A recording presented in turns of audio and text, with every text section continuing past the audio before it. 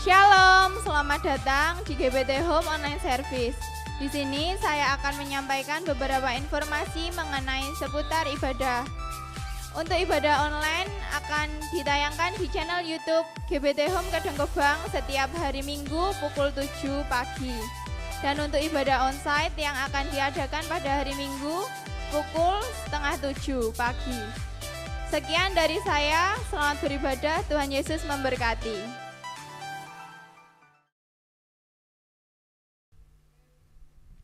Shalom. Saat ini kita boleh datang kembali dalam setiap hadirat Tuhan. Kita bawa setiap persembahan terbaik kita. Sebab hanya Dia satu-satunya yang boleh kita sembah. Mari kita ambil waktu sejenak untuk merasakan kebaikan Tuhan dalam setiap kehidupan kita.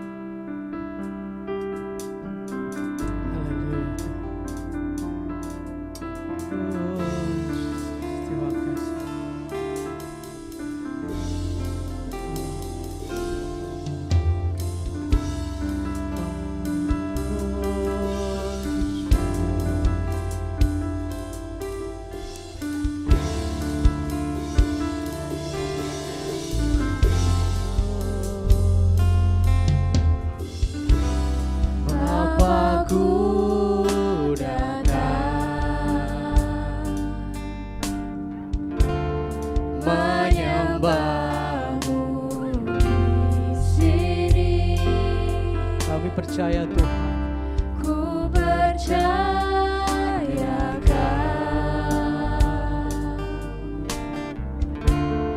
ada bagiku.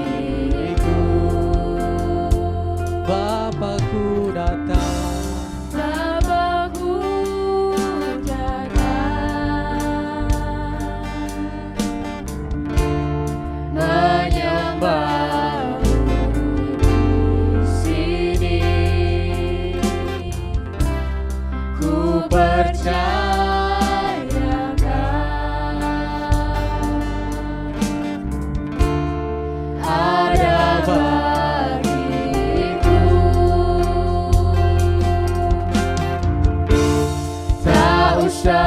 Ku takut sebab Kau sertaku.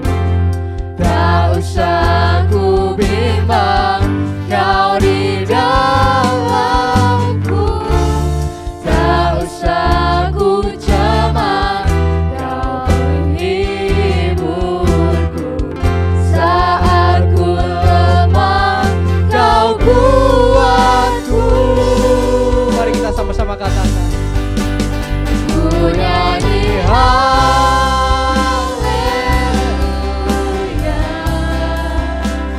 ku nyanyi haleluya.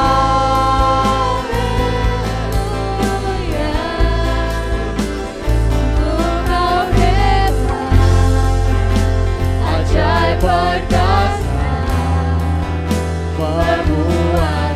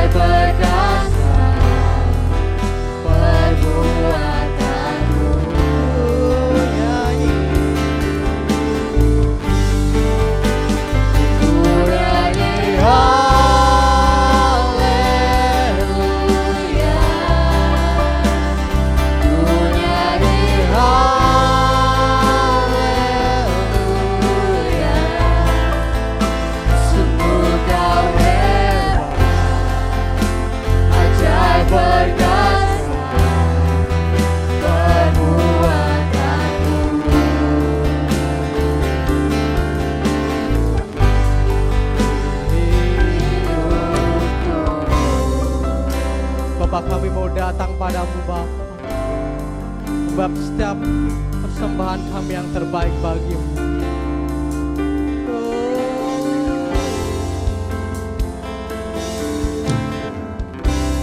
Bapakku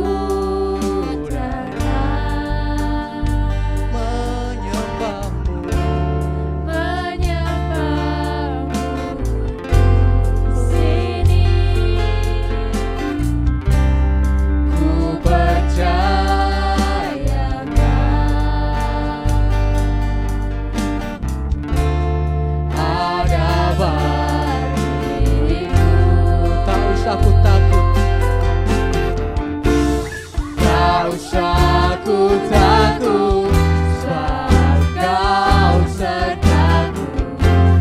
Tak usah ku bimbang, Kau di dalamku. Tak usah ku jamak, Kau hiburku. Saat ku lemah, Kau kuatku.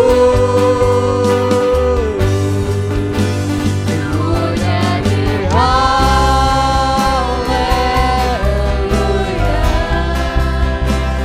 ku nyanyi haleluya.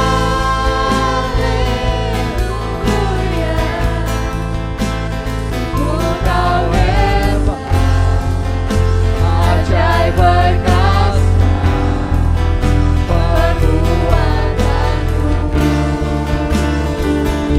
Ku nyanyi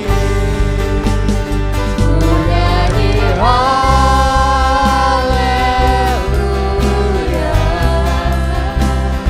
ku nyanyi haleluya.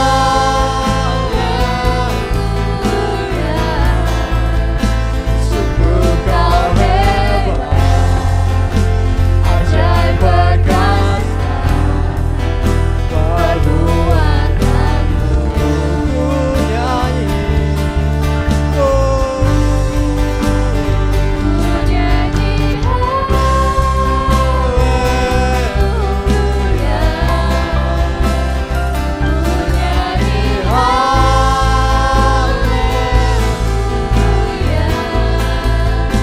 sungguh Kau hebat, ajaib perkasa, perbuatanmu.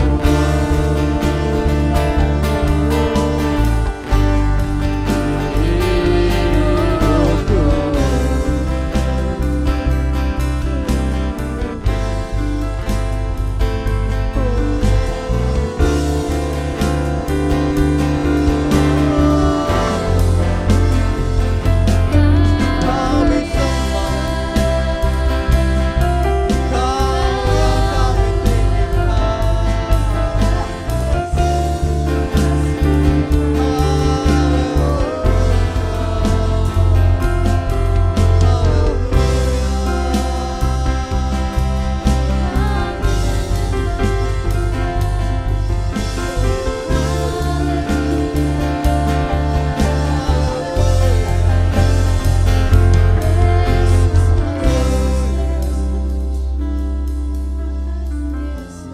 haleluya. Di mana saudara berada, kita mau menyembah Dia. Kita mau merasakan betapa baiknya Tuhan kita. Sebab hanya Tuhan kita boleh ada. Haleluya. Angkat suara penyembahan kita. Terima kasih Tuhan, terima kasih. Haleluya. Kau yang termulia, Kau yang termulia. Kami tinggikan, kami sembah. Oh Yesus, terima kasih Yesus, terima kasih, terima kasih. Kami tinggikan, Kau yang kami tinggikan, Kau yang kami muliakan. Hanya Kau Yesus. Glory bagimu, glory haleluya. Ini hati kami Tuhan, ini hati kami Yesus. kasih, terima kasih.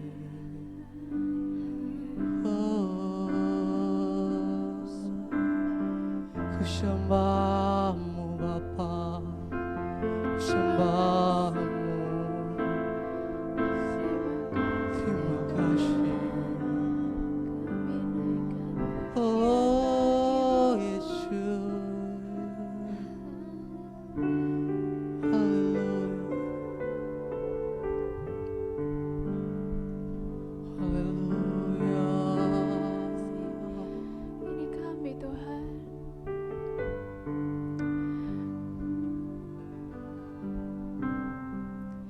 Bagaikan sebuah bejana yang siap dibentuk.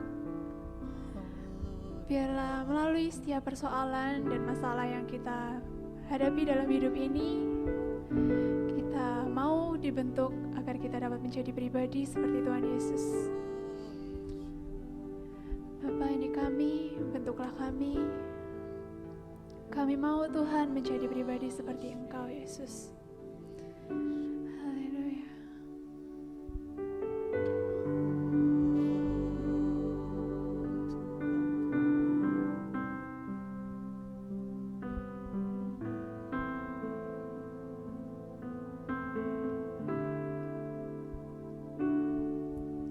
Bagaikan bejana siap dibentuk, demikian hidupku di tangan-Mu. Dengan urapan kuasa Roh-Mu, ku dibaharui selalu. Jadikan ku alat dalam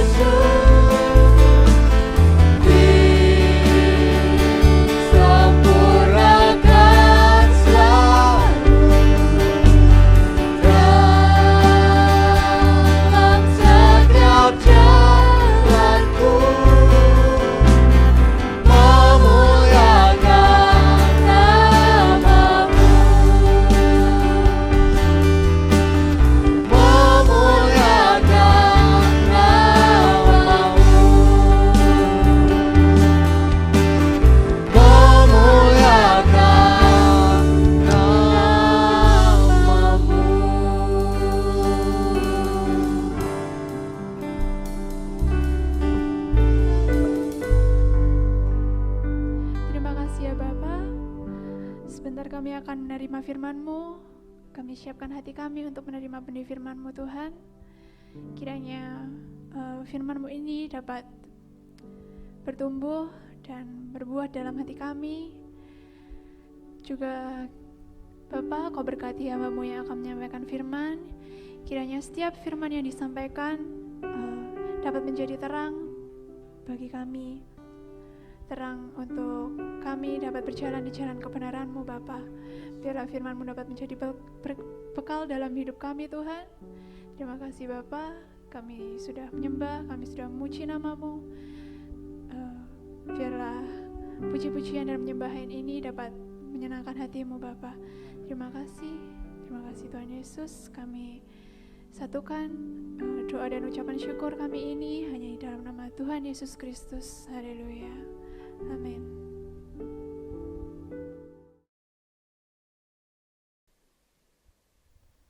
Salam saudara-saudara dikasih Tuhan, kita berjumpa kembali dalam ibadah online GPT Home. Kami berharap saudara sudah menyiapkan Alkitab dan catatan saudara untuk kita bersama-sama setelah kita bersama-sama mempelajari firman Tuhan. Saat ini saudara di waktu senggang saudara, di waktu kosong saudara saudara bisa mempelajari kembali, membaca kembali firman Tuhan yang kita bersama-sama dengar. Mari kita menyiapkan Alkitab saudara, kita buka Roma pasal 6. Surat Roma pasal 6 saudara, secara khusus kita akan bersama-sama belajar bagian ini karena hari ini saudara-saudara kita memperingati hari kematian Tuhan Yesus, Jumat Agung, hari di mana Tuhan Yesus menjadi anak domba Paskah bagi saudara dan saya, mati di atas kayu salib saudara-saudara, demi saudara dan saya, demi amanat yang Bapa berikan kepada Tuhan Yesus untuk Ia kerjakan sampai tuntas. Saudara-saudara, mari kita mulai dengan sebuah pertanyaan yang diajukan oleh Rasul Paulus di dalam Roma pasal 6 ayat yang pertama. Jika demikian, apakah yang hendak kita katakan? Bolehkah kita bertekun dalam dosa supaya semakin bertambah kasih karunia? Saudara-saudara, pertanyaan ini saudara-saudara dibuat oleh Rasul Paulus karena saudara-saudara dari Roma pasal 4, pasal 5 ataupun Roma sebelumnya saudara-saudara, surat Roma sebelumnya, Paulus menceritakan bagaimana Abraham sebagai salah satu teladan iman yang diberikan sebagai contoh oleh Rasul Paulus di surat Roma ini, dia menjadi orang benar karena percaya bukan karena perbuatan. Kemudian dibandingkan dengan apa yang dilakukan oleh para orang-orang Yahudi, ahli Taurat, orang Farisi, saudara-saudara, mereka menggunakan hukum Taurat supaya dibenarkan. Dan Paulus membuktikan bahwa justru melalui hukum Tauratlah, saudara-saudara, orang Israel terjerat di dalam dosa. Sama seperti saudara lihat dulu belum ada aturan soal lalu lintas tentang harus membawa SIM, harus mengenakan sabuk pengaman, harus memakai helm. Sebelum aturan lalu lintas ada, saudara-saudara tidak pakai helm, saudara tidak membawa SIM, saudara tidak pakai sabuk pengaman, aman saja. Tetapi begitu aturan itu dibuat saudara-saudara, maka itu namanya pelanggaran. Jadi hukum Taurat itu salah satu fungsinya adalah supaya dosa manusia itu definitif. Nah, ketika hukum Taurat itu diberikan saudara-saudara, maka manusia itu tidak bisa lepas dari yang namanya jerat hukum Taurat. Sehingga kita justru jatuh semakin dalam di dalam dosa. Karena yang didapati saudara-saudara, kita bukan semakin benar, tetapi semakin banyak dosanya. Dan benar melalui hukum Taurat itu mustahil bagi manusia. Maka Allah Bapa mengirim Tuhan Yesus sebagai orang Yahudi yang dikenakan tuntutan hukum Taurat, tetapi dia melaksanakan semua tuntutan hukum Taurat itu tanpa cacat, saudara-saudara, dan dia menggenapi tuntutan hukum Taurat itu dengan cara mati di atas kayu salib, sehingga tuntutan itu selesai, tuntutan hukum Taurat itu selesai, sehingga saudara-saudara, saudara dan saya sama seperti kepada Abraham dibenarkan oleh iman, saudara dan saya dibenarkan oleh iman, sehingga oleh percaya ini saudara-saudara, bukan oleh karena perbuatan melalui hukum Taurat atau perbuatan melalui hukum-hukum agama, kita dibenarkan. Tetapi saudara dibenarkan karena percaya. Pegang ini dulu saudara-saudara. Jadi supaya saudara dan saya tidak kehilangan arah mempelajari surat Roma ini secara khusus. Saudara-saudara, saya ingin belajar, kita sama-sama belajar. Menjadikan kematian Kristus bermakna.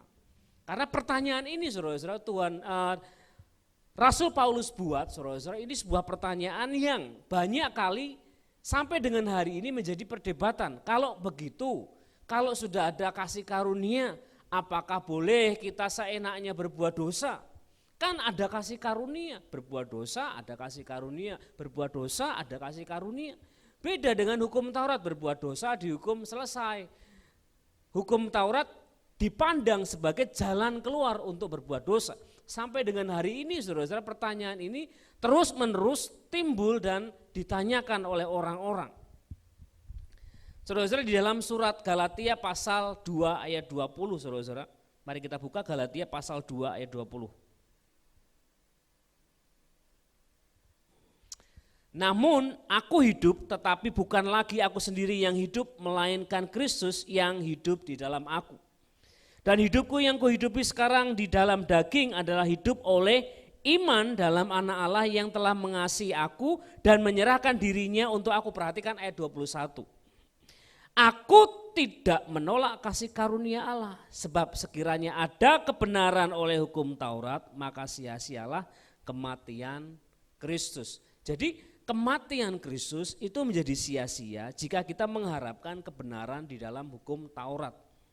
Oke, saudara-saudara, di titik ini saudara-saudara kita bisa memahami dengan baik bahwa melalui hukum Taurat semakin banyak hukum yang diterima oleh orang Israel, 10 kemudian diubah menjadi sekian ratus oleh bangsa Israel sendiri. Mereka justru semakin banyak terjerat di dalam hukum dosa. Perbandingkan ini saudara-saudara, ketika hukum Taurat diberikan kepada Musa di bawah gunung saudara-saudara, orang-orang Israel justru membuat patung dari patung lembu emas.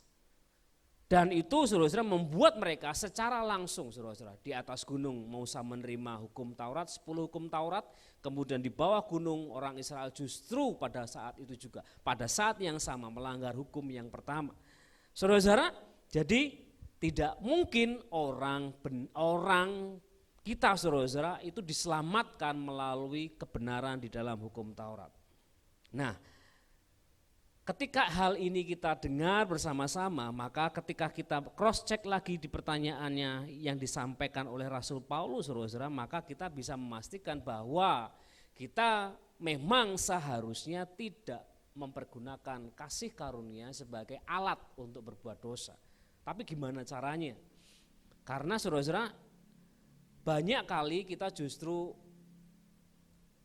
memahami bahwa tidak bisa benar melalui hukum Taurat, tetapi kita justru dalam prakteknya kita menyia-nyiakan hukum Taurat. Kita bisa menyia-nyiakan kasih karunia. Kita bisa menyia-nyiakan kasih karunia dalam prakteknya, saudara-saudara. Dalam pikiran kita ngerti, saudara-saudara, tidak boleh menyia-nyiakan kasih karunia, tetapi dalam prakteknya kita seringkali justru menyia-nyiakan kasih karunia. Perhatikan hal ini yang ditegaskan oleh Rasul Paulus. Ketika Rasul Paulus menjelanjutkan saudara-saudara di ayat 5 dan 6, saudara lihat supaya saudara-saudara akan lebih baik kalau saudara membaca dengan lengkap bagian dari surat Roma pasal 6 ini saudara-saudara. Ayat 5 dan 6 saya bacakan, sebab jika kita telah menjadi satu dengan apa yang sama dengan kematiannya, kita juga akan menjadi satu dengan apa yang sama dengan kebangkitannya. Karena kita tahu bahwa manusia lama telah turut disalibkan supaya tubuh dosa hilang kuasanya. Tubuh dosa hilang kuasanya. Saudara-saudara, agar jangan kita memperhambakan diri lagi kepada dosa. Saudara-saudara yang dikasihi Tuhan, ayat ini seringkali kita dengar pada waktu kita menerima penerangan baptisan.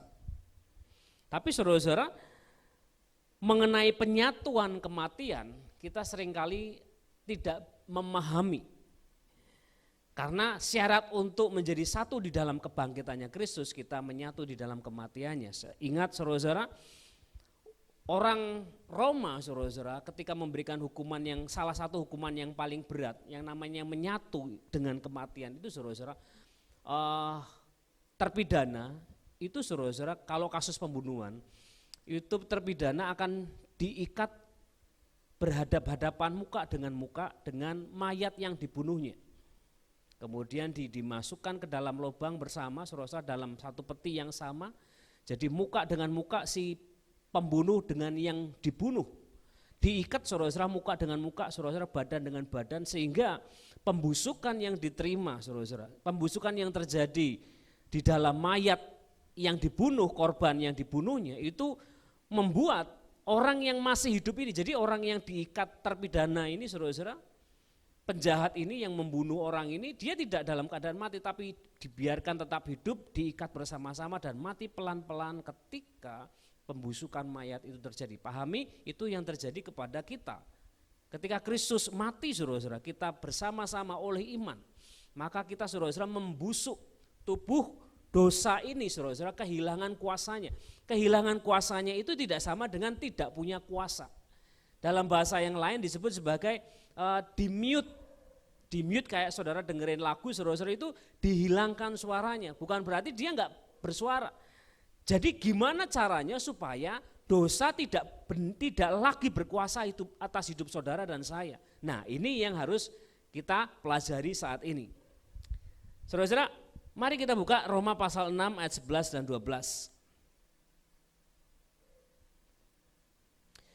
Demikianlah hendaknya. Jadi ini adalah sebuah kesimpulan yang Paulus buat dari ayat sebelumnya. Demikianlah hendaknya kamu memandangnya bahwa kamu telah mati bagi dosa. Tetapi kamu hidup bagi Allah dalam Kristus Yesus. Sebab itu hendaklah dosa jangan berkuasa lagi di dalam tubuhmu yang fana, supaya kamu jangan lagi menuruti keinginannya. Jadi masih ada keinginan berbuat dosa. Meskipun saudara-saudara dan saya secara iman, saudara-saudara, kita menyatu dengan kematian Tuhan Yesus. Tetapi saudara-saudara, bukan berarti kuasa dosa itu benar-benar hilang kuasanya dari tubuh kita. Caranya supaya itu benar-benar hilang, step yang pertama saudara dan saya harus buat adalah ayat 11, demikianlah hendaknya kamu memandangnya. Perhatikan dalam terjemahan bahasa Inggris dikatakan, so you to consider. Jadi harus kita set. Consider, saudara-saudara, dalam bahasa Yunani, dalam bahasa aslinya itu logizomai. Jadi kita harus membuat keputusan di dalam pikiran kita. Lihat yang dahulu pernah saya sampaikan kepada saudara mengenai Roma pasal 12 ayat 1 dan 2, saudara-saudara. Jadi harus dibuat dahulu di dalam pikiran kita. Kita harus membuat setelan yang kita buat di dalam pikiran bahwa kita sudah mati bagi dosa. Bahwa kamu telah mati bagi dosa.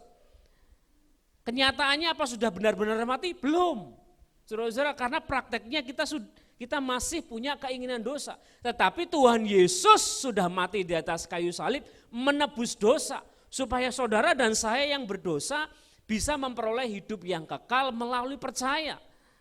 Caranya, saudara-saudara, supaya kuasa dosa ini benar-benar mati, benar-benar hilang kuasanya adalah satu, step pertama kita harus membuat satu, saudara-saudara, setelan yang kita buat di dalam pikiran bahwa aku sudah mati buat dosa.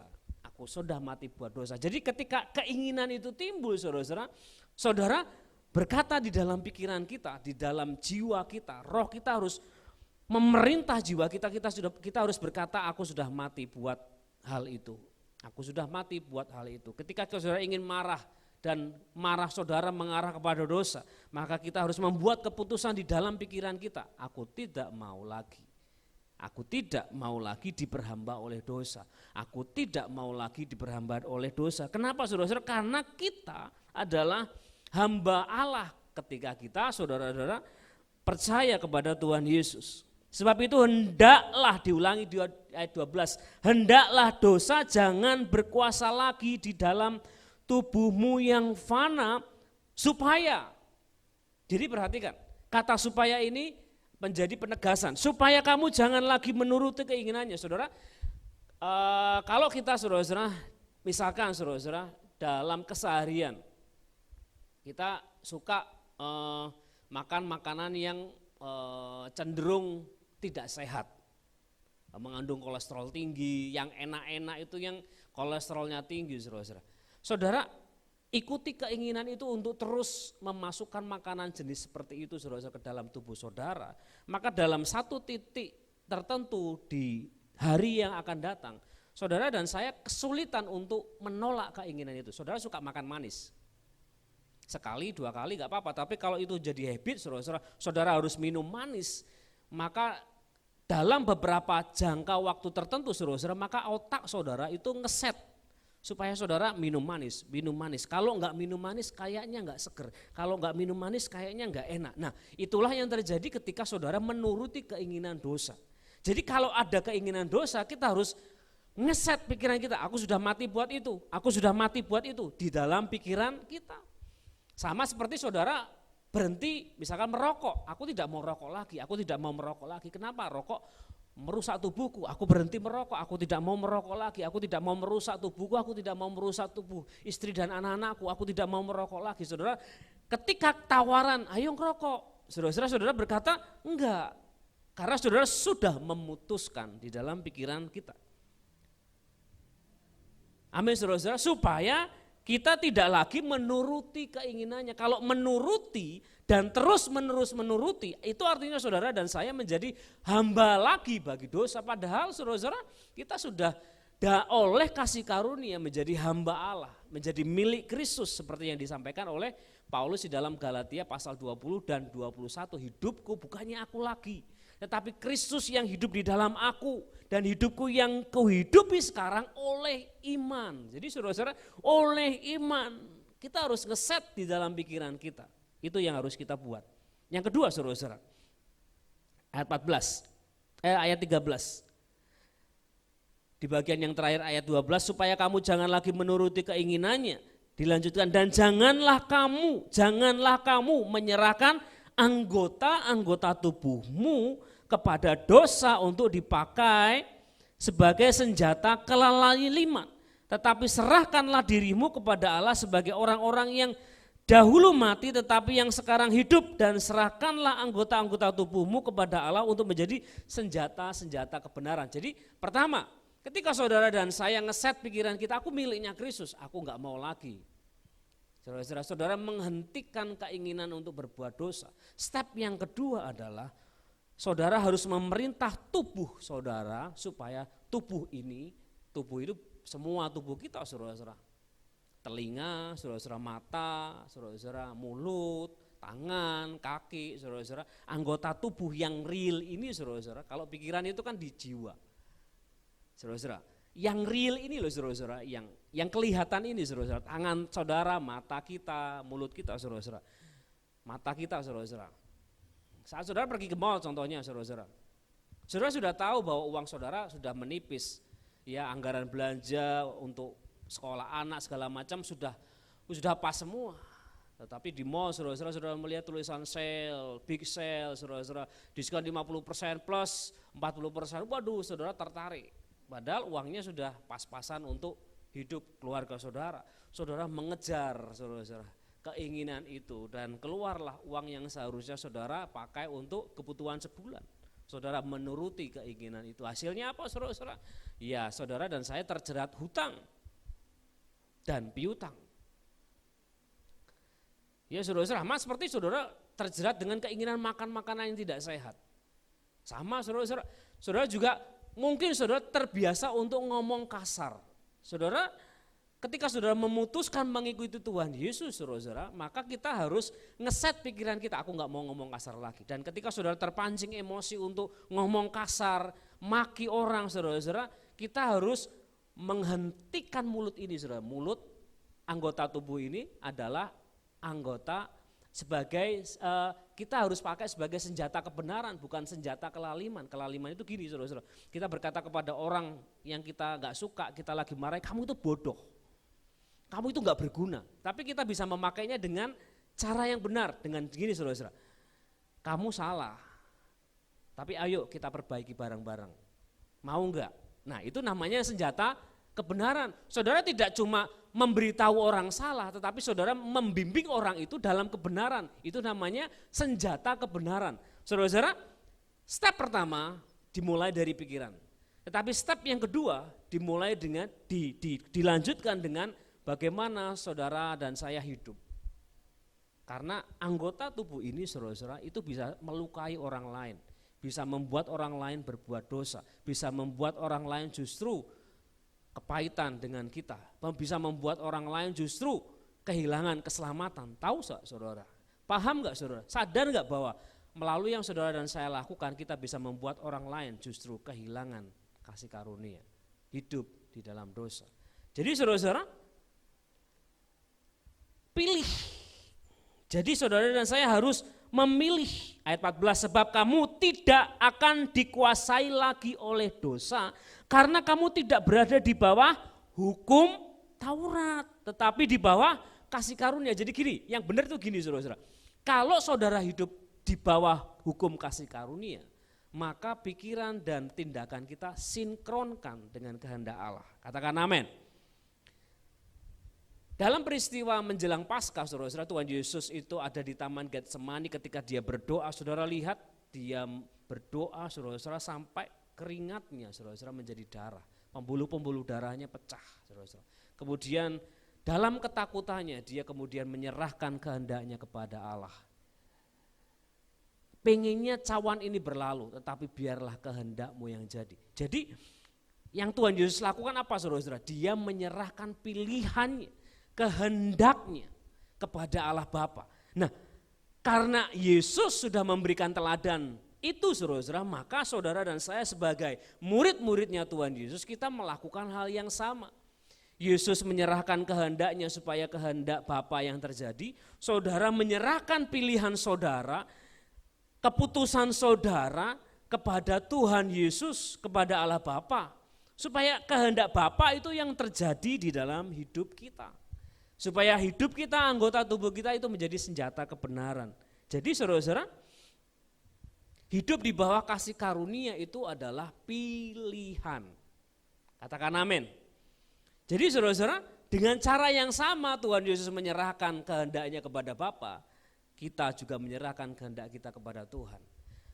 Beberapa waktu yang lalu saudara-saudara ada sebuah berita yang sangat unik saudara-saudara tentang seorang warga negara Cina yang memilih untuk tetap tinggal di bandara.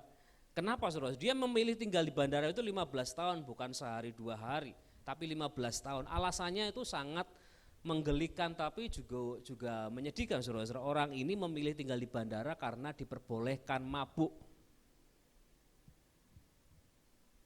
Diperbolehkan mabuk di bandara. Jadi dia memilih tinggal di bandara daripada dia tinggal bersama dengan keluarganya. Kenapa? Sama keluarganya tidak boleh, sama istrinya dilarang, sama anak-anaknya enggak boleh. Jadi dia memilih tinggal di bandara di mana orang tidak melarang dia untuk mabuk. Dia tidak mau menyerahkan pilihan keputusannya. Itu yang terjadi kepada banyak orang percaya. Saudara-saudara, kita tidak bisa hidup di dua dunia, dunia alam. Kasih karunia dan hukum Taurat. Saudara-saudara, kita tidak bisa, saudara-saudara. Kalau saudara memilih hidup di bawah hukum Taurat, maka kita harus menyerahkan pilihan kita kepada Allah.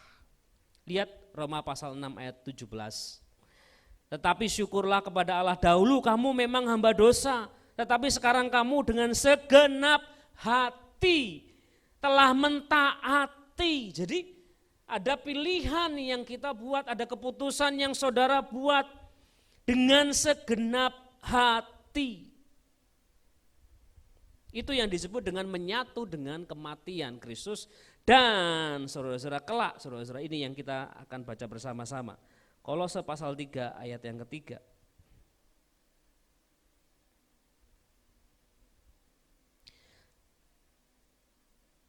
Sebab kamu telah mati dan hidupmu tersembunyi bersama dengan Kristus di dalam Allah.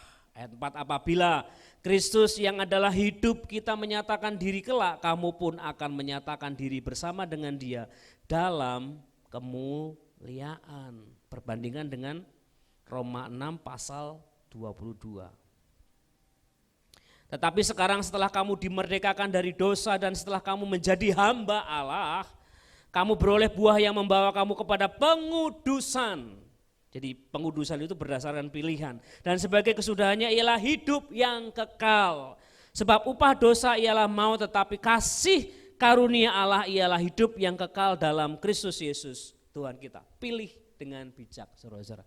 Mari kita bersama-sama berdoa. Bapa kami yang di sorga, kami mengucap syukur karena Engkau memilih kami dan kami belajar untuk memilih Kristus. Biarlah hidup Kristus nyata di dalam hidup kami, dimanapun kami berada. Kami sudah menerima berkat yang dari Tuhan, kami menerima berkat yang dari Bapa melimpah-limpah atas hidup kami. Dimanapun kami berada, apapun yang kami harus lewati, Tuhanlah yang berkuasa, yang bertata atas hidup kami. Di dalam nama Tuhan Yesus Kristus, kita semua yang percaya katakan bersama, amin.